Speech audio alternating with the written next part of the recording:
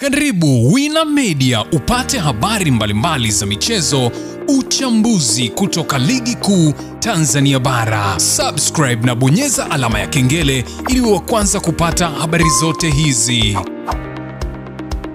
Mambo vipi mwanamichezo, wakati mwingine tena mzuri kabisa tunakutana katika chaneli yako pendo kabisa ya Wina Media, tukiweza kujuzana yale yote makubwa ambayo yanaendelea kwa sasa ndani ya kikosi cha klabu ya soka.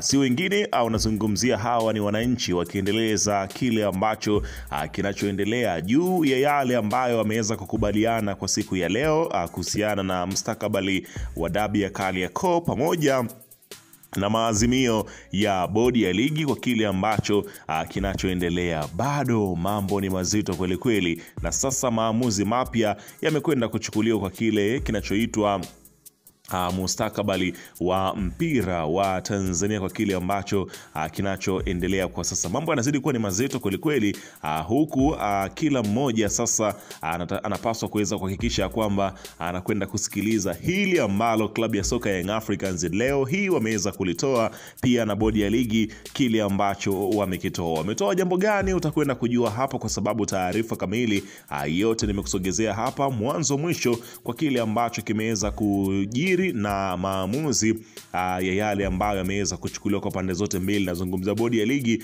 pamoja na klabu ya soka ya Young Africans kuhusiana na hatma ya mchezo wa dabi ya Kariakoo Juni 15 ambayo imezidi kuwa story kubwa hapa nchini. Ila kabla tujaendelea, nikukumbusha kwamba kama ni mara yako ya kwanza kabisa unatembelea katika channel ya Wina Media, ajua kwamba umepitwa na taarifa nyingi. Sasa ili usiendelee kupitwa na taarifa zetu, cha kufanya ni kitu rahisi kabisa. Kwenye simu yako ni kubonyeza tu ano jekundu loandikwa hapo no subscribe, na kisha ukabonyeza alama ya kengele iliyoko hapo chini pembeni. Kufanya hivyo kutakuwezesha wewe kupata taarifa zetu popote pale unapokuwepo, pasipo kuweza kuhangaika huku na kule kwenye kutafuta taarifa. Taarifa zinakuwa zinakufikia moja kwa moja kwenye simu yako. Karibu tuweze kuzungumza kuhusiana na hili ambalo linaloendelea kwa wakati huu ndani ya kikosi cha klabu ya soka ya wananchi Young Africans juu ya maazimio yao ambayo wameweza kuyatangaza kwa siku hii ya leo. Bana, mambo yanazidi kuwa mazito kweli kweli, ambapo tulikuwa tukiweza kusubiri kile ambacho kinachoendelea kwa sasa juu ya yale ambayo yalikuwa yakiweza kuzungumzwa. Tumeweza kushuhudia hivi karibuni tulikuwa tukisikia kwamba klabu ya soka ya Young Africans itafanya presi na kwamba itatoa msimamo juu ya mchezo wa dabi ya Kariakoo. Wengi tukatarajia labda kumbe Young Africans watakuja na tamko jipya, labda watakuwa wameweza kuahirisha jambo lao la kugoma kupeleka timu siku ya Juni 15. Sasa ni kwamba ni wazi ya kwamba klabu ya soka ya Young Africans imeweza kutangaza kwamba msimamo uko pale pale. Yani ni klabu ya soka ya Young Africans haijataka kwenda kufukua makaburi. Kilichofanya ni kwenda kushindilia kaburi, yani yule aliyomo asiweze kutoka kabisa. Ambapo leo hii wazee wa Yanga wameomba isitokee chombo cha habari chochote kikatangaza ama kufanya promotion ya mchezo wa Juni 15 na kuitaja Yanga. Wazee pia wamesema isitokee kiongozi wao akapeleka timu, kwani akipeleka timu uwanjani Juni 15 ataondoka yeye, milango ipo wazi. Unaona bana, na nukuu kile ambacho kimesemwa, anasema kwamba sisi tumegoma kama wale ambao huwa wanagomaga kuwazika ndugu zao mpaka wapate ufafanuzi. Ndugu zao wamekufaje? Basi na sisi Yanga tumegoma, hatuchezi mpaka tumjue aliyesababisha mechi ya dabi haijachezwa tarehe 8. Kumbuku ya kwamba bodi ya ligi iliahirisha mchezo ule ikisema kwamba kuna viashiria vya rushwa pamoja na uvunjifu wa amani, huku akasema ya kwamba watatoa ripoti ya uchunguzi ya kile ambacho kinachoendelea. Sasa ndo kinachosubiriwa sasa, hicho ni nini?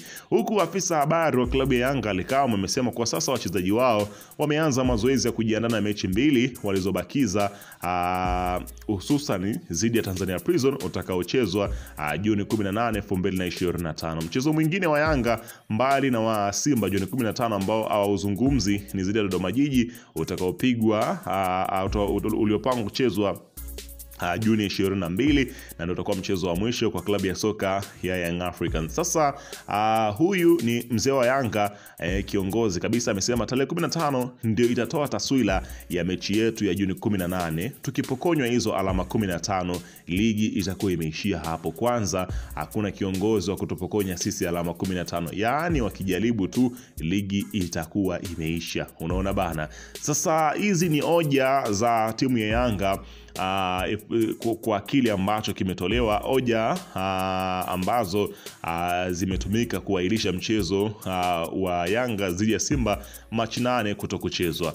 Hoja ya kwanza ambayo Young Africans wameishikilia na wanaendelea kuweza kuikomalia, wanasema ya kwamba hoja ya kwanza, Simba iliandika barua tarehe 7 mwezi wa 3 2025 kwa bodi ya ligi ikielekeza kutokuleta timu uwanjani kwa sababu ya kuzuiliwa kufanya mazoezi siku moja kabla ya mchezo na mabouncer wa Yanga. Hoja hii iliwasilishwa na bodi ya ligi kwa barua. 2. Hoja ya pili, bodi ya ligi baada ya kupokea barua ya timu ya Simba iliahirisha mchezo huo kwa hoja ya viashiria vya rushwa na usalama. 3.